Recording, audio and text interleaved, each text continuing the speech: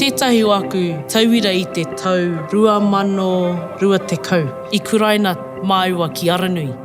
And taku ohorere I tūau hei Kaiako. Engari ko tānei nainei kei te tūia hei kai kōrero hei pau mo tōna iwi. E rite hoki tō māua whiako, kaore māua I tino whai o māua ake iwi, tikanga engari anei māua I nainei e tūkaha nei mo I te iwi Māori. I taka tēnei ao ki runga I ahau, kaore au I te mōhio ka tūau hei Kaiako, hei kai kōrero Māori te tuatahi, I tū ngā kai whakahaere o te wānanga o te aroa, hei kaiarahi mōku. Kōna pūmahi. Ko te mea nui ko te whakatinana takipū, me ngā ua rā hoki.